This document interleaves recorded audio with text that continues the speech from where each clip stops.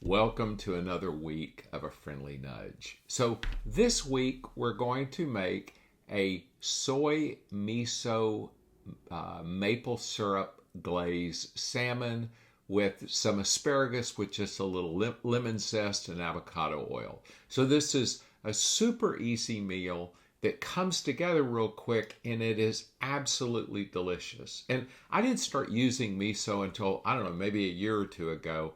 And what I found with it is that it is a great way to add umami, which is just kind of a savory flavor. And what I like is if you put just a little bit of maple syrup with it, you get this great combination of kind of savory and sweet and salty.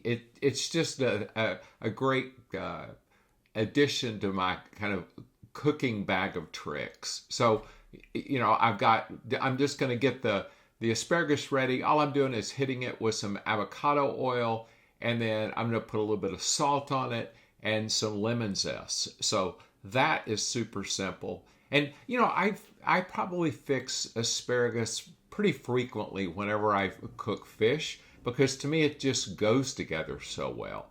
It's super easy to fix. A lot of times I'll just toss it in the oven at the same time that I put the salmon in. For the most part, it's usually ready about the same time.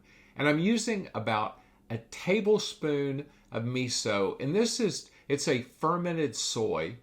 And then and that was about a tablespoon. I'm going to kind of eyeball what I think is about a tablespoon of maple syrup. With me, it's like I'm not too worried about is it exact. And then I'm going to put some rice wine vinegar in there. Also, kind of eyeballing, thinking, all right, that's probably close to a tablespoon. Guess what? Same thing with the tamari, which is just a gluten-free soy sauce. And then just mix it all together. And, I could have used an immersion blender or like a milk frother. To be honest with you, I just didn't want the hassle of having to try to clean those up. Does this give me like perfect emulsion? It's good enough. So, just getting this poured on the salmon, and then I'm just going to kind of try to evenly coat it, just move it around on there. And this stuff, salmon like this is going to cook, this piece cooked in about 14 minutes. Because I'm usually looking for somewhere around 130 at the thickest part of the fish.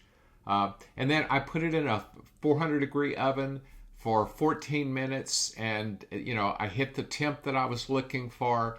The asparagus is done, and I know this is not going to come as a huge surprise. It tasted delicious, because I'm not going to show you something if it doesn't taste good. So play with your food and have a wonderful week.